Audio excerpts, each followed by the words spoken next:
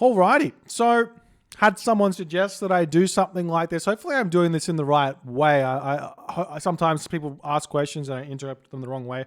But essentially, what was asked was, can you do an in-depth explanation of each god, strengths and weaknesses, meta, strategy, what's changed, etc., etc., etc. And I kind of interpreting that as kind of go through the tech tree, say what's good, say what's bad, and go from there. So let's start with the Greeks. Let's start with Zeus. It seems as good as any because he's the king of the gods and he's at the top. So why not? So we thank you for the subscription there, Asil. That the 3 months, my friend. Appreciate you. So we start off with Zeus. So I mean, we all know that Zeus has got Bolt. Bolt cannot be used on transport ships or ox carts. So transport ships also include anything that can transport units in it. However, I think that this god power is maybe slightly confusing because I think you can use it on a Heliopolis, which is technically a transport unit. And therefore, I think that the changes that were made to this in that you can't bolt a rock and you can't bolt a Leviathan anymore don't make a whole lot of sense. It's not consistent at the moment because of the Heliopolis. So either you can't bolt the Heliopolis or you should be able to bolt like the Leviathan. So it's a bit strange, but it is what it is. And bolting the Leviathan is definitely something you might want to do as well in a game. Anyways, we've got the Pegasus here as another one of those unique units to the Greeks. Flying unit. This unit here, if you talk to Pegasus Rush, this unit's actually really, really good. Pegasus Rush, one of the strongest Zeus players currently playing the game. But it costs 2 population. Now, if it cost 1 population, it would be very spammable. You could get out, say you could get out like 10 Pegasus for 10 population, and you could just fly them over opponents' archers, and then they have to micro the archers in order to do any damage with them. It can be really, really strong. So Pegasus at 2 population, it's not really worth it, but you can do it a little bit, especially on water. It can be really strong. And then we got the Olympic parentage here. It's extra 25% hero hit points. This technology is super underrated. I see a lot of players not getting this technology or forgetting about it. And it's definitely one of those technologies you might want to think about getting maybe before even armory upgrades, depending on if you've gotten Forge of Olympus or not in the game. It's like a very, very strong upgrade. So those are the unique upgrades here. We'll go through the minor gods. Let's go through the minor gods straight away. So Athena is the second best god to go for the Greeks. If you get restoration, which is obviously quite good, you can do a little trick with restoration in that if your unit is idle, and you can see that in the text box here, which my face is currently blocking, so I'm going to open it up. You can see that it's 300 HP for idle units and buildings. This is huge. So say someone tornadoes your town center, you can restoration. You should arguably you shouldn't be able to do this, but you can restoration on that town center, and if the town center isn't shooting, you're going to get 300 HP a second on the town center, so it's going to be able to counter the tornado completely. Now, I say arguably this shouldn't be able to be done because the tornado, in effect, prevents any god powers from being used in the area that it's cast on, and I think that it just needs to be a larger area on that to fix that and prevent restoration from basically countering a Mythic Age god power, which it definitely shouldn't be able to do. If you look at, say how Bolt used to be able to counter Son of Osiris, I think this is in the same kind of level of craziness. But anyways, we move on. The Minotaur, I mean, it's you don't normally see many mass Minotaur. It's a very, very rare circumstance you see Minotaur being made, though. There has been a couple of situations recently where players go absolutely crazy, and it can be very, very useful because it doesn't cost any gold. And if you get Labyrinth of Minos, this is a very, very peculiar upgrade because it's possibly one of the few upgrades that reduces the cost of your units. So the Minotaur, Labyrinth of Minos, very, very good here. If you're going to be making the Minotaur, and you kind of have to prepare for this a little bit, and it makes a bit strange. It's a bit strange, anyways. And these two upgrades here, Sarissa and Aegis Shield, they're good. They're good, but we don't see them getting grabbed too early. I think there was a time when Aegis Shield was grabbed like pretty early by players like AOM King, when he would go for big early game fights with those hoplites underneath enemy towers.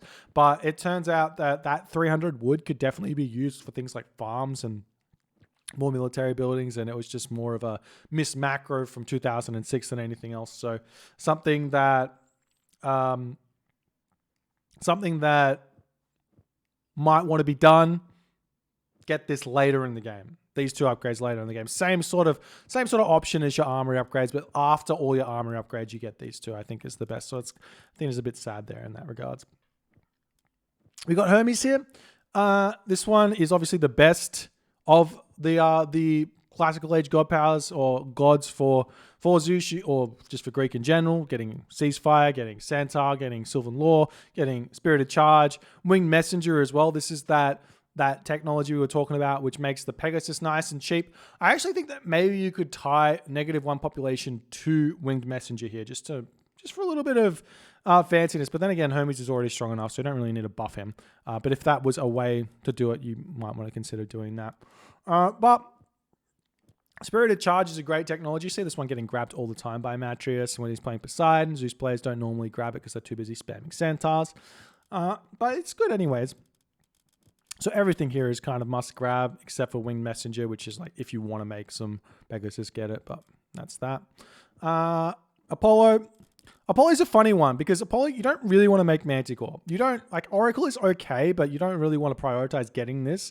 You want to be getting yourself Signal Fires first and then Oracle after that.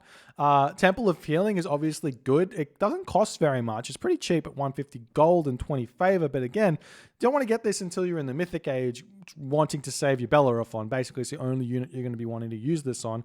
And it does save you quite a bit of gold if you do manage to keep your Bellerophon alive with this, because he takes 27 seconds to recharge or to train.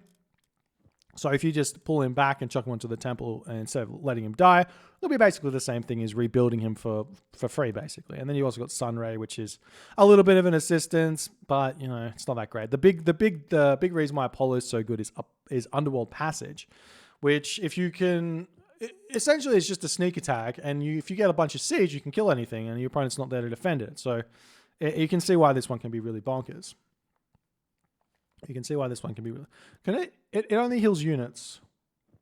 What about defensive healing temples, fortress and temple? No. It only heals units.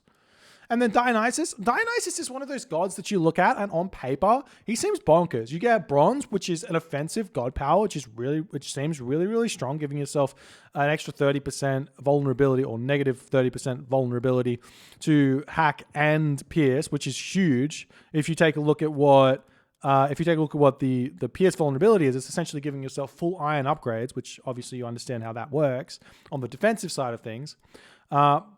I actually feel like this technology, we'll get back to a way to make this technology really, really strong, and make a lot of sense with it as well. But let's continue before I talk about that. So this is lacking any, as an offensive god power, it's lacking any like offensive things, and maybe you'll see where I'm going with that in the future there. Anyways, Hydra here. This guy, this is a one-of.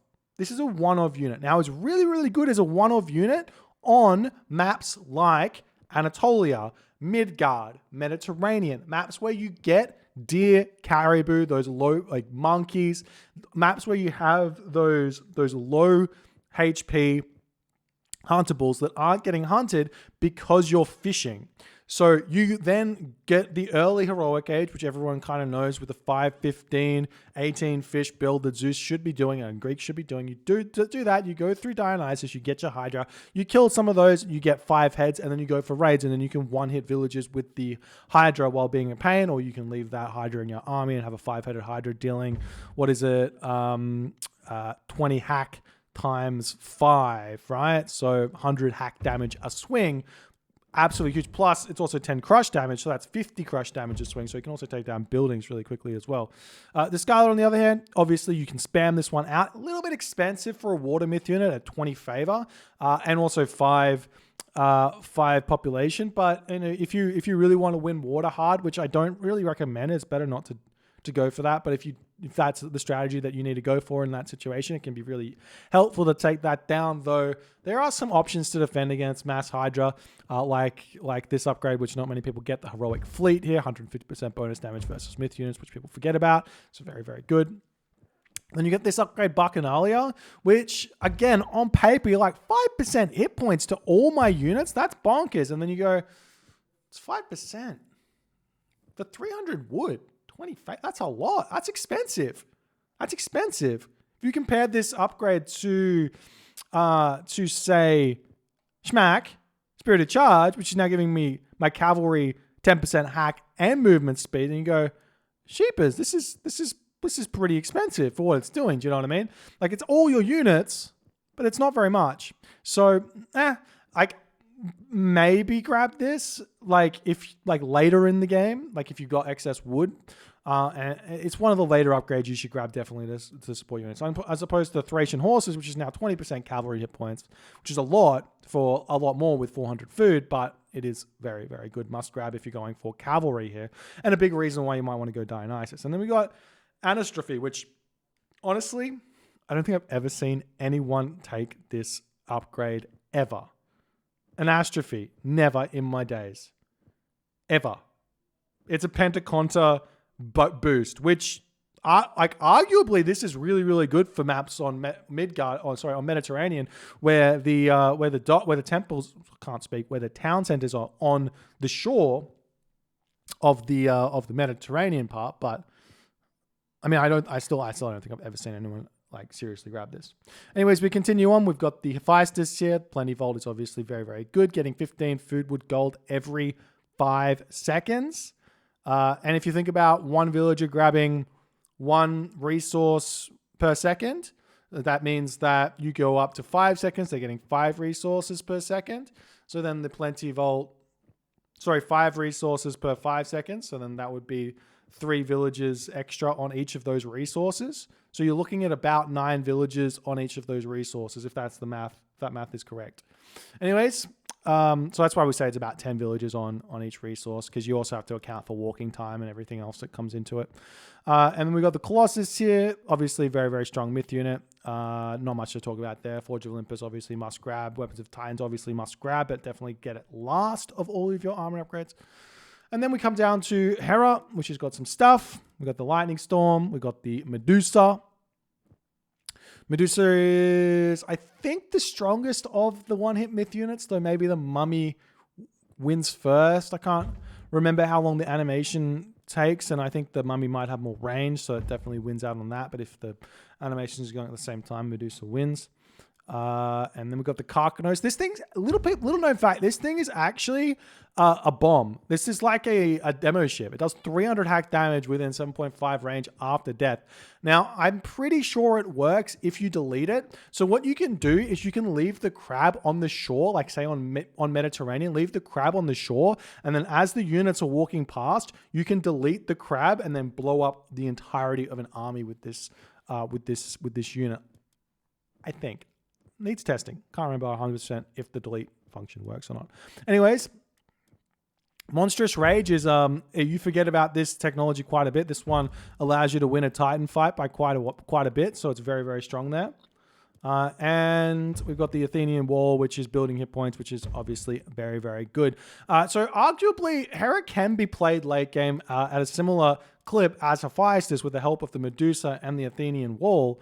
But in practicality, it doesn't seem to work out so well for the Hera player because Plenty is so very, very good. Anyways, we move on into these upgrades. So we'll talk quickly about we'll just go straight through the upgrades and then we'll go into the units and tell you which ones are really good. So the upgrades are first and foremost for Greek. If we're talking about food, hunting dogs obviously must grab. Husbandry must grab very, very early. Now you grab husbandry generally when you have lots of goats early. If you have lots of goats, you get husbandry fairly early, or once you get onto the goats. Also, husbandry does affect farming slightly. So I'm not going to go into too much about it. Just understand that your farms will work better with husbandry. Now, if we move over into the actual, we'll just go through each of the the upgrades for wood cutting, gold mining, and then farming, because that's what's actually interesting here. So hand axe gives you roughly a 7% boost. So hand axe isn't that important for Greek players. So when you see a Greek player, especially a top level Greek player who's very smart and understands this, not getting hand axe, just know that they know what they're doing. Not getting hand axe is actually a smart move in a way, because 7% isn't that much of an increase. Just so if they're not I'm not saying don't ever get it. Like, obviously, if you need more wood, 7% is still 7%, but it's not as good as you think. However, Bowsaw is plus 25%. So that's an increase of, was it 13? I can't do that math. 18%? Whatever. It goes up to 25%. What's 7 take 25? 25 take 7. Like, yeah, I think I'm about right. So it's a lot. It's a really big increase to get Bowsaw. So for Greek players, you should be getting Bowsaw in the classical edge a lot of the time if you need more wood.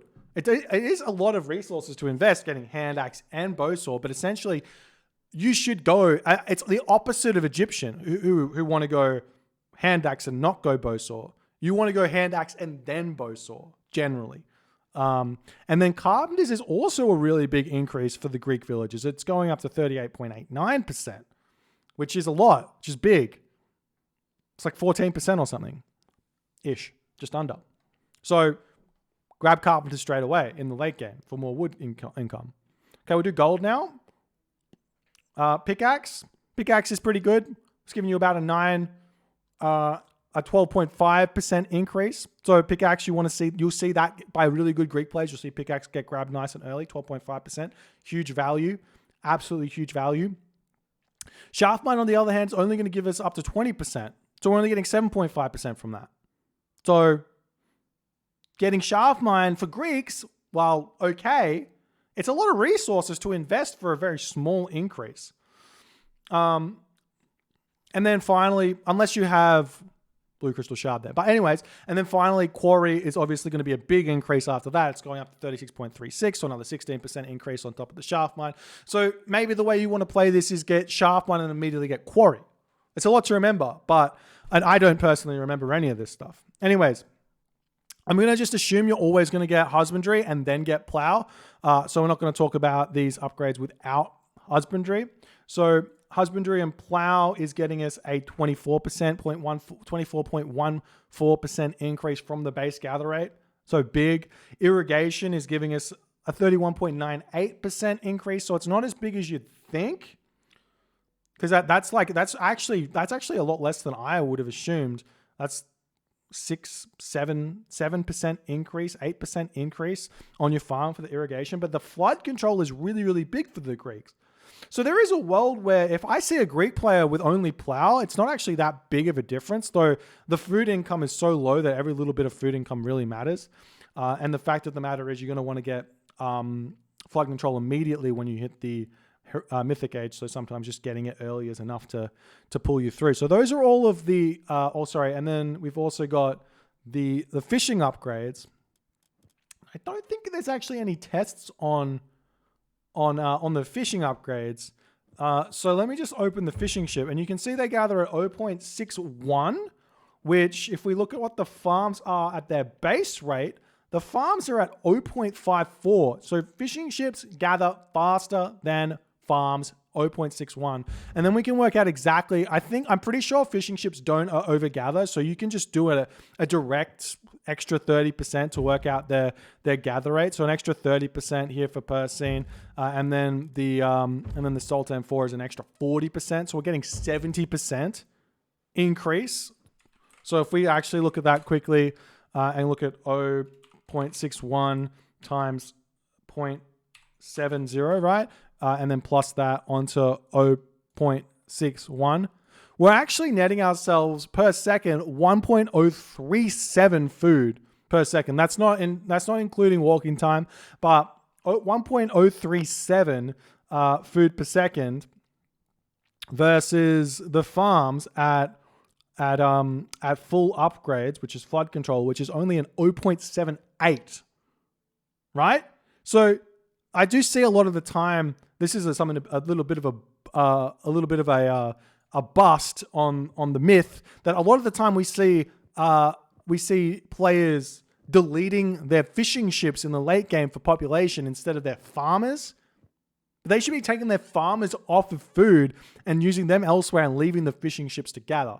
That's a big thing to note. So just you guys think about that. So long as the fishing ships aren't walking too far, it's very, very good. On like maps like Anatolia, Midgard for some of the spawns can be really good. So you can maybe have like 12 or something, and then you can have farms after that.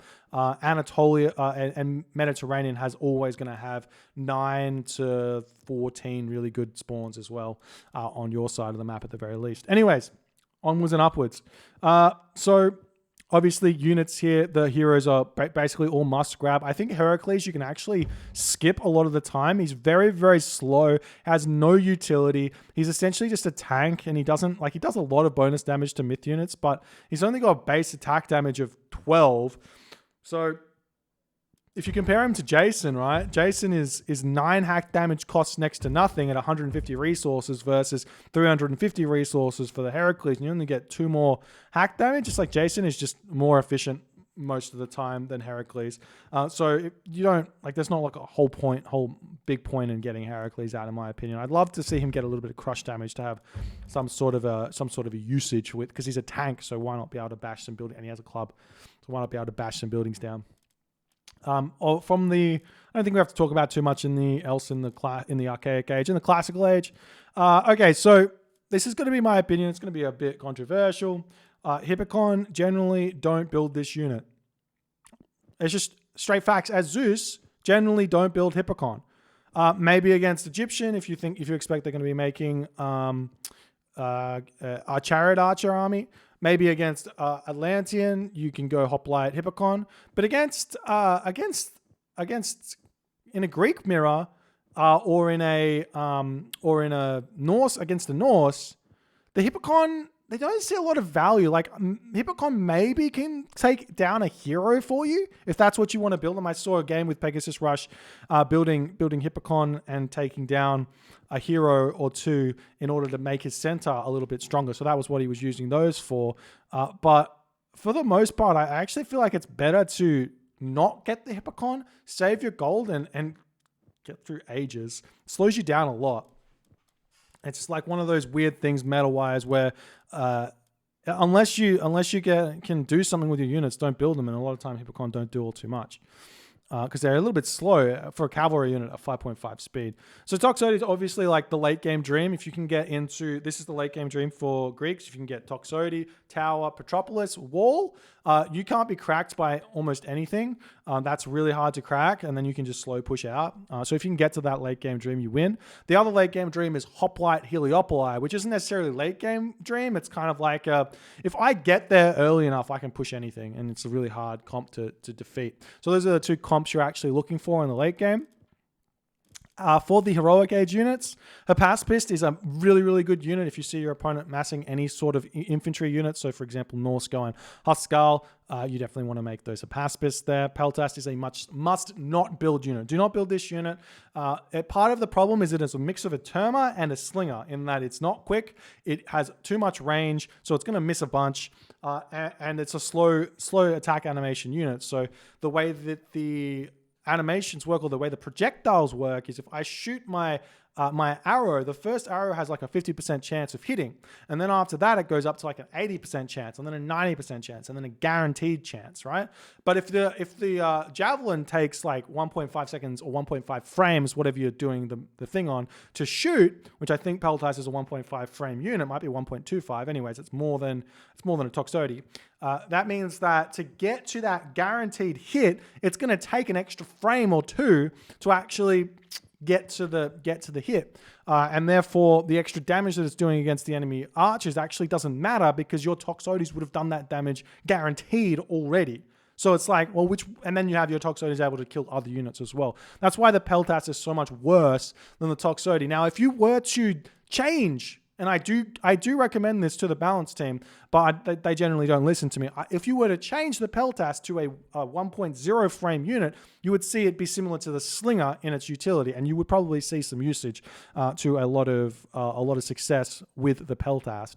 Now we've got the Prodromus is obviously very, very good in situations where your opponent is building cavalry, but it's also a little known fact, very good against siege. So if your opponent's doing some siege shenanigans or you're trying to micro a fight, you can always chuck those Prodromus onto the siege to kill them off very fast with 150% bonus damage versus siege. They've only got 6 hack damage, so if you compare this to what a Hippocon has, which is like 10 or whatever it is hack damage, the advantage is kind of similar. Like the Prodromus is just a little bit better than the Hippocon, but yeah, and those are those units. And then in the Mythic Age, the Myrmidon, it's a very good unit against non-Greek. If you're playing against Greek, don't build it. If you're playing against non-Greek, you can build it, but mostly just build a Heliopolite. It's so good.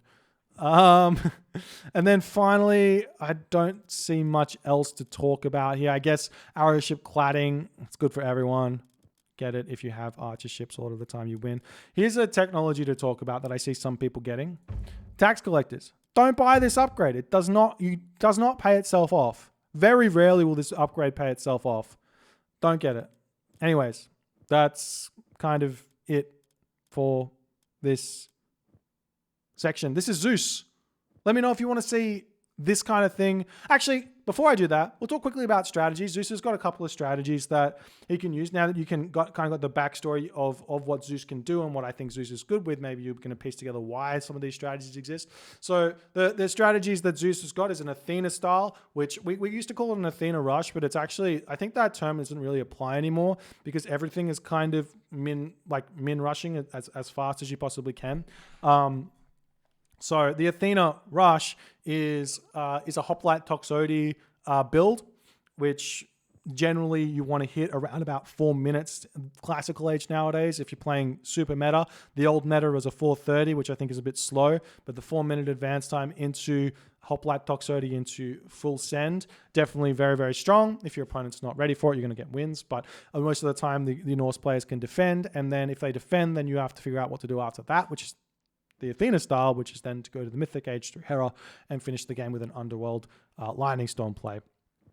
So use the information I've said to understand what I just said then. And then they've got the Hermes, that's the Athena play. Then they have the Hermes plays, which essentially are 2 town center plays, Centaur Hoplite plays, Centaur plays, and all of those are very similar. Their Centaur Hoplite play is a little bit more aggressive than the Centaur play, which is more like of a raiding, booming style. So you get out a couple of Centaur, you get your town centers, or you get out a couple of Centaur, you get some Hippocon, whatever happens there. And then the town center play is your standard resource for Zeus against a lot of the civilizations, because he definitely has one of the stronger late games. So those are the kind of main strats for Zeus. Am I missing any? Potentially, don't know. Anyways, that's the main stuff for Zeus. If you like this video and you like this kind of content, do let me know and I'll go and do some more of it, because it is fun for me to just have a yarn about strategy. I know that there's not much moving around on the screen. It's not that exciting, so maybe just watch it in the background or something. Anyways, thanks for watching. Hit the subscribe button. See you next time.